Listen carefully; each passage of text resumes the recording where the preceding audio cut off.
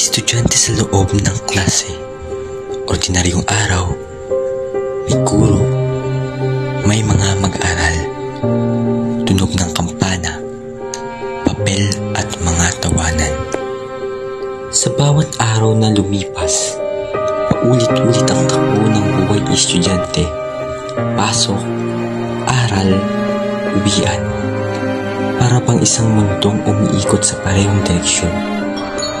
Ngunit hindi ko ramdam ang pag-usad nito. Minsan, mapapaisip ka, ano nga bang saysay ng mga leksyong ito?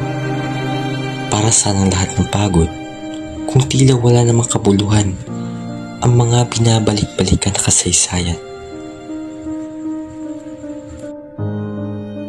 Sa katahimikan ng paglalakad ko pauwi, may biglang pumikat. Hindi lang ang katawan ko, kundi pati ang di ko maipaliwanag na damdamin. Ang mundong alam kong naglaho. Tulad ng hangin, wala kang babala, pero ramdam mo ang pagbabago.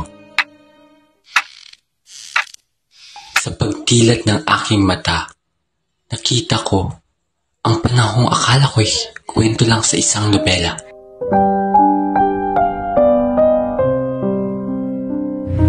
Mira, Sir Caballero. Podemos acercarnos. Sir Caballero, está dito.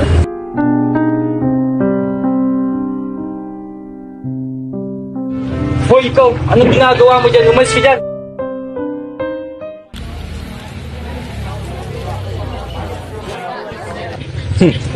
Tila ata hindi na itututo ang mga indyong to.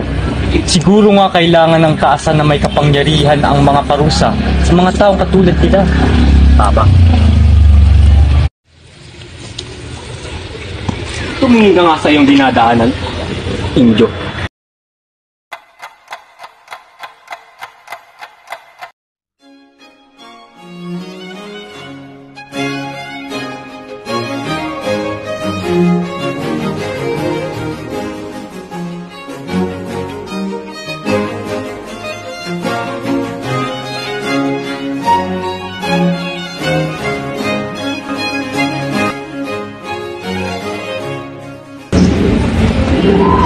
Anong oras na ba yan sa cellphone?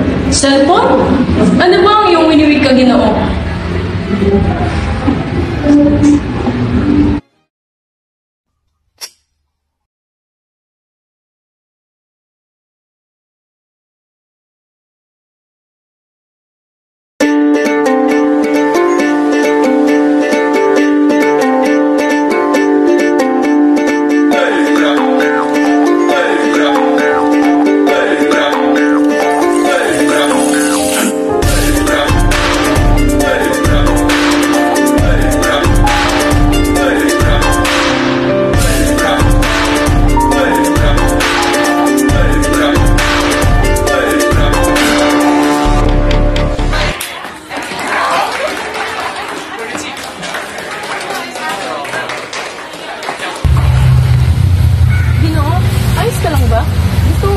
sa akin at pakainin kita? Hindi po.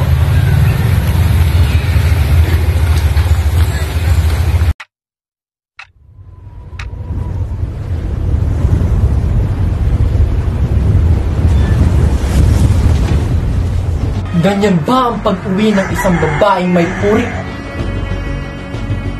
Tila ata di ka nasisinda sa mga iwiniwika ko. Ako na ngayon, Tay. Pakiusap. Leches!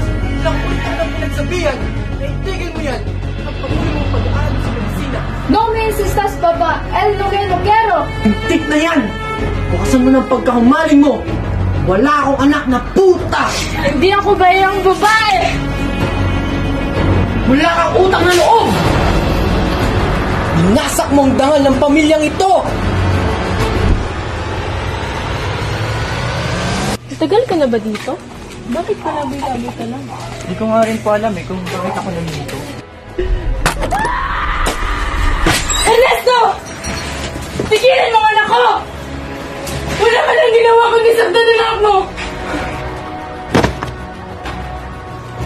Punyeta! Pareho lang kayo ng anak mo, konsentidor! Habang ako'y naglalakad sa daang hindi ko batid, ako'y unti-unting naglaho. Takot at kaba ang aking naramdaman. Ngunit aking tinanggap kung saan man ako dalhin ng aking kapalaran.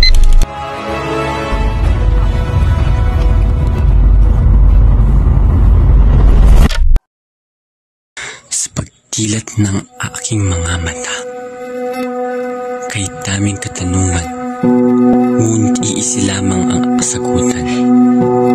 Panaginip lang pala, o sadyang pinaglalaroan lang ako ng tadhana.